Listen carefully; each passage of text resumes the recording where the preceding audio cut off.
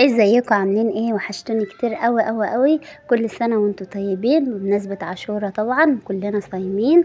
وتعالوا بقى نعمل عاشورة النهاردة. هنعمل بليلة بطريقة سهلة ومختلفة. تعالوا بقى انا وريتكم نعملها ازاي. تعالوا بقى، انا نقعت الغلة بتاعتي وحطيت فيها شوية رز قنطاطين، يعني معلقة رز واحدة بس. ونقعتها يجي ساعة كده او ساعتين حسب ما انت عايزة تنقعيها. طبعا انا بقى احطها على النار، حطيت رشة ملح بس بسيطة. بعد من كده بقى اولع البوتاجاز واسيبها تتسلق مع نفسها شوية. لما تستوي معايا خالص اقوم مطفية النار. اقوم مهديه النار واشتغل طبعا منها شويه الميه بتاعتها واسيب فيها شويه. واحط بقى الحليب بتاعي. ولو عندك وش لبن طبعا بتحطي قشطه. عندك كريم جانتيه. عندك اي حاجه انت حابه تضيفيها عليها بتضيفيها، بتبقى طعمها جميل جدا وحلوه. كل واحد بقى وله طريقه فيها، انا ليا كذا طريقه فيها. انا بحبها تبقى سايبه كده، تبقى فيها لبن كتير. واحيانا انا بحبها ماسكه كده، عايزه تمسكيها في بعضها كده بتحط لها شويه نشا. او بتبقي تحط لها طبعا كريم جانتيه بتكتريه. طبعا اساسي الكريم جانتيه معانا بيديها طعم حلو.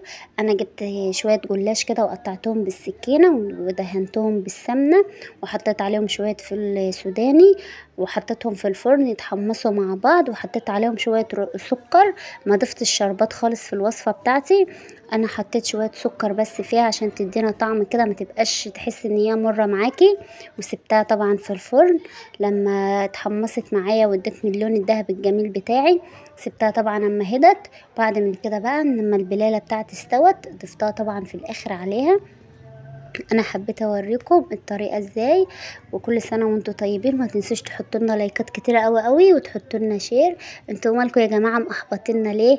يعني الفيديوهات بتاعتي ما بتعجبكوش ولا ايه؟ انتوا ما عدتوش بتحطوا لايكات ليه؟ حطوا لايكات كتير قوي قوي واكتبوا لنا كده في الكومنتات وقولوا لنا ايه رايكم في الحاجات اللي احنا بنعملها الجميله ديت.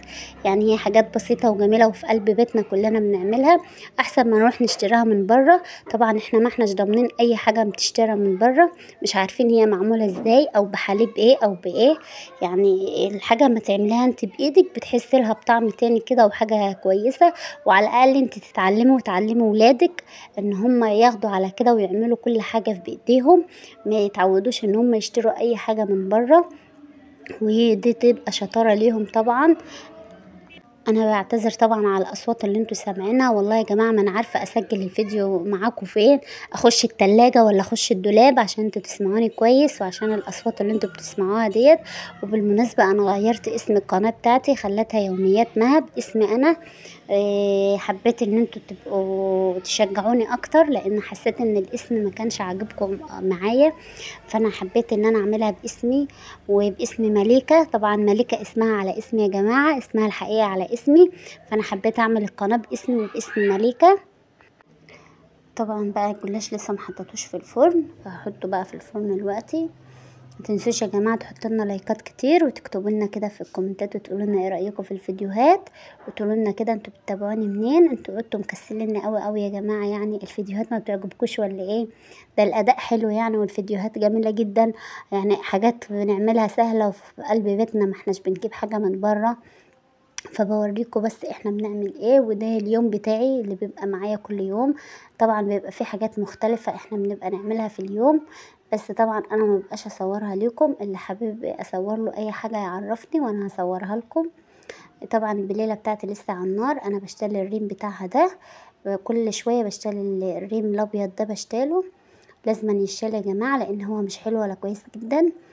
فسبتها لسه ما استوتش برضو معايا، مع ان انا نقعتها كتير. انا بحبها تكون مستويه قوي، بتبقى حلوه قوي وطعمها حلو والعيال ما تزهقش منها. وانا الطريقه بتاعت النهارده ديت مختلفه جدا. وبعدين انا ولادي بيحبوها قوي وجوزي بيحبها طبعا. وبعملها على طول، يعني دي مش اول مرة.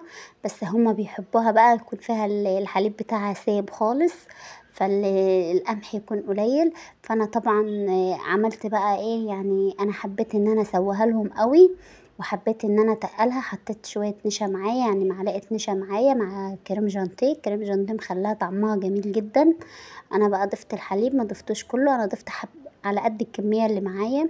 سبت طبعا شويه على جنب.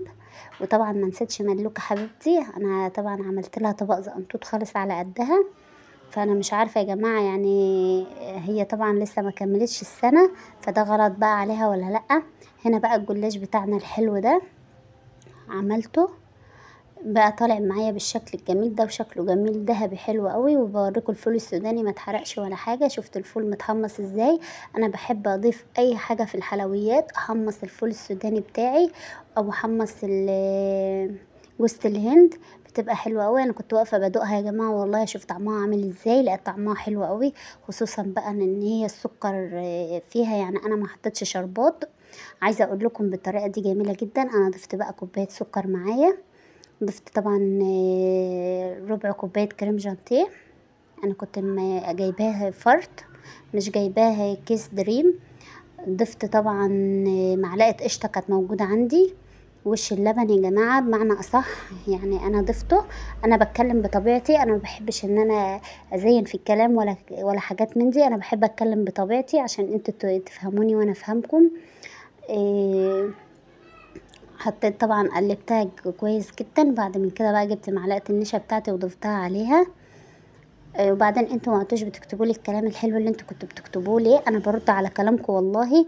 وكان في حد فيكم عايز يسالني على حاجه، بس طبعا انا استنيتكم تسالوني ما سالتوش.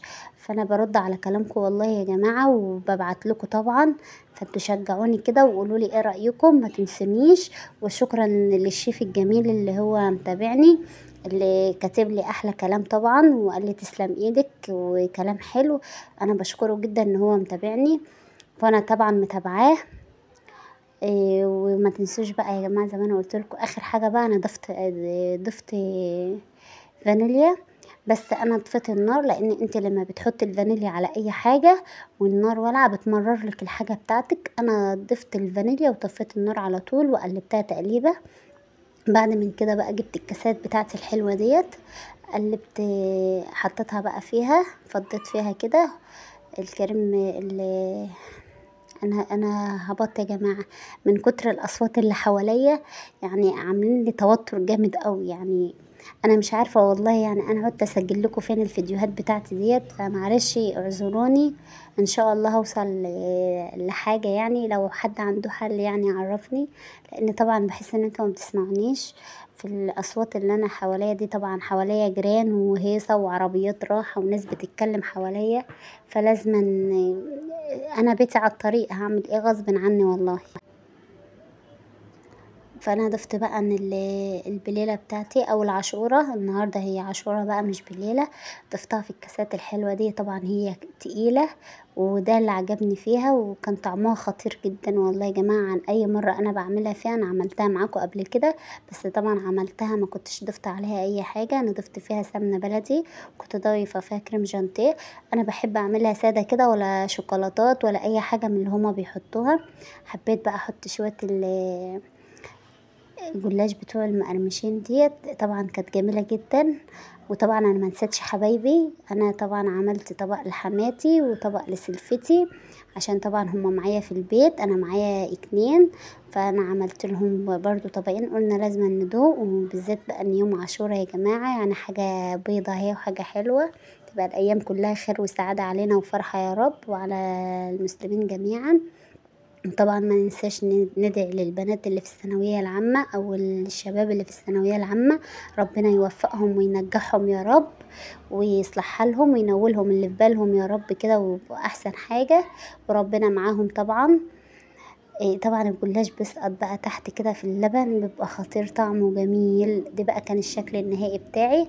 انا طبعا ضفت بقى شوية مكسرات من عندي، شوية زبيب وجوز الهند وفول سوداني. انا محمصة الفول السوداني برضه، انا كنت سايبه شوية على جنب، ما حطيتش كله في الجلاش وانا بحمصه، سبتهم وحمصتهم بقى في الاخر. كل سنه وانتم طيبين يا جماعه، وما تنسوش تحطوا لنا لايكات كتير قوي، وبحبكم قوي وبشكركم كمان ان على الكلام الحلو وعلى الاداء الحلو بتاعكم اللي انتوا بتقولوه لي. وما تنسوش بقى تشكروني كمان، وتحطوا له لايكات كتير، ونزيد بقى العدد معايا كده، وتخلوا اللي حواليكوا كده يتابعوني. طبعا بقت النهارده ما بقتش قناه ام وليد وحبيبه، بقت قناه، بقت يوميات مها. متنسوش بقى تتابعوني وتقولولي ايه رأيكم في اسم القناة، هيعجبكم ولا لأ. إيه، اشوفكم في فيديو جديد طبعا يا جماعة. بس انا طبعا لازم ادوق معاكم البليلة بتاعتي الحلوة ديت. كل سنة وانتم طيبين، ويا رب تعود علينا الأيام بخير وعلى المسلمين جميعا يا رب. وربنا يصلح حالنا ويبارك فينا جميعا ويصلح حال ولادنا ويهدينا جميعا يا رب. وربنا يوفق الكل ويصلح حال الكل وينول كل اللي في بالكم وينول الكل اللي في باله طبعا. ده أيام خير وسعادة علينا يا رب. أنا بقى بدوقها، هي كانت سخنة أوي يا جماعة والله، فكنت خايفة أدوقها. بس أنا دقتها بقى في الآخر، عايزة أوريكم بس شكلها، والله كانت تحفة وكانت جميلة أوي. وانا بعتذر لكم طبعا على الاصوات اللي انتوا سامعينها معايا غصب عني والله. انا ما بسجلش مباشر، انا بكتم طبعا الصوت وبرجع اسجل تاني بس غصب عني. فيا ريت تقولوا لي بقى ايه رايكم في الفيديو بتاعي، وايه رايكم في البليله اللي انا عملتها او عاشوره. كل سنه وانتوا طيبين يا حبايبي، واشوفكم في فيديو جديد ان شاء الله مع قناه مع يوميات مها طبعا. انا طبعا عشان اتعودت على اسم القناه التانية، فانا بقى حبيت ان انا ابين لكم في الاخر كده. فطبعا لقيت نفسي مش باينه خالص، فعشان انا اللي بصور لا طلعت بنت اهوت يا جماعه. يعني خلاص الاداء حلو. بعد من كده انا هسجل لكم في قلب الدولاب عشان تسمعوا صوتي ويبقى صوتي واضح معاكم. قولوا لي ايه رايكم في الفيديو. كل سنه وانتم طيبين واشوفكم في فيديو جديد. باي.